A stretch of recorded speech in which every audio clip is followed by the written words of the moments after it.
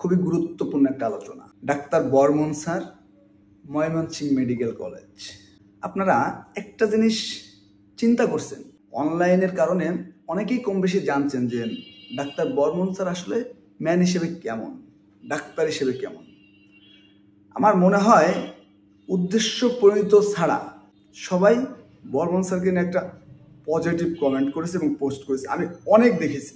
কিন্তু পয়েন্টটা হচ্ছে যে তার মতো একজন এই পর্যায়ের মুরব্বী মানুষ, অনেক উচ্চমার্গীয় একজন ডক্টর, সারা বাংলাদেশে তার হাজার হাজার স্টুডেন্ট, সুপার জেন্টেল একজন ম্যান, তার মতো একজন মানুষ হঠাৎ করে এরকম একটা আচরণ, এটা কি আপনি স্বাভাবিকভাবে দেখছেন?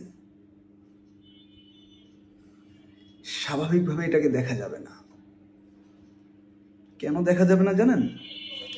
আজকে কিন্তু যুগান্তরে নিউজ হয়েছে, 17 বছর তিনি কোনো পদোন্নতি পাননি। এখন বিষয় হচ্ছে, আমরা কিন্তু এটাও দেখেছি যে উনি প্রভাষক পদে চাকরি করছে অনেকদিন, এই কয়েক মাস হলো সে সহকারী অধ্যাপক পদে পদোন্নতি পেয়েছেন। একটাবার চিন্তা করেন তো। এবং তার একটা বক্তব্যের মধ্যে তিনি বলেছেন যে যখনই কোনো কিছুর বিষয়ে মন্ত্রণালয়ে যাওয়া হতো, পরীক্ষা টরীক্ষা আনুষঙ্গিক যা কিছু বলতো, নেতাদের ধরে আসো, নেতাদের ধরে আসো। নেতা ছিল কারা তখন? যখন এই কথাগুলো সে বলছে যে নেতাদের ধরে আসো, তখন নেতা ছিল কারা? সাচিপের যারা ডক্টর ছিল তারা, সাচিপের নেতারা ছিল তখন তৎকালীন নেতা। তাহলে একটা চিন্তা করেন যে সে এতটা বছর, আমি ধরে নিলাম এক যুগ ধরে তার কোনো প্রমোশন নাই এবং সে বারবার লাঞ্ছিত বঞ্চিত হতেছে, কিন্তু সে কিন্তু নেতাদের কাছে সে যায়নি। সে যদি নেতাদের কাছে যেত, সে কিন্তু প্রমোশন পাইত।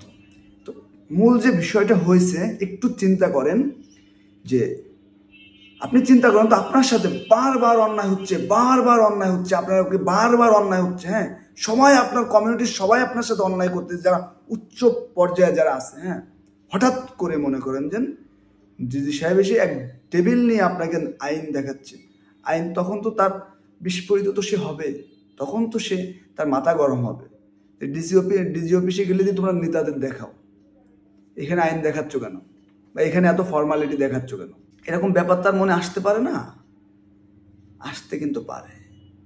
এবং সেই জায়গাটা থেকেই কিন্তু বর্মন স্যার কিন্তু এতটা বিস্ফোরিত হয়েছে। কিন্তু আমাদের ডিজি মহোদয়ের মাথায় সেটা ঢোকে নাই। সে নিজেকে এক হ্যাডাম মনে করছে, আমার সাথে কেন এরকম করবে, আমাকে চেনো, উনি বিশাল একজন হয়ে গেছে আমার, ঠিক আছে। বিষয়টা হচ্ছে এই জায়গাতে কষ্ট, ক্ষোভ, যন্ত্রণা সব একবারে সে বের করছে। কোন যন্ত্রণা হলে সে বলে আমাকে সাসপেন্ড করেন। একটা কথা ওই ডিজিকে কোনো ফলোরই দেয় নাই ভাই, চিন্তা করতে পারেন।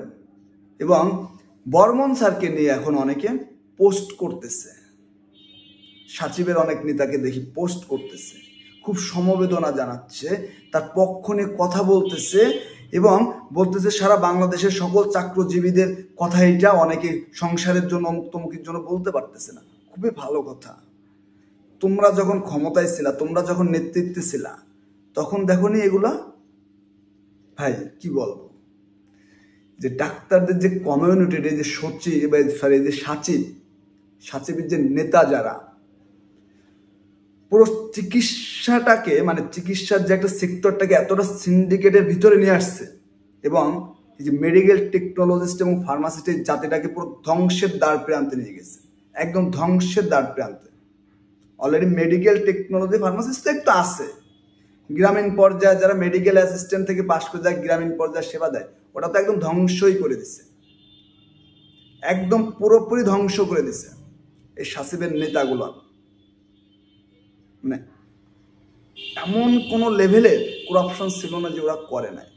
আর এখন খুব মায়া কান্না দেখাচ্ছে বর্মন স্যারের জন্য।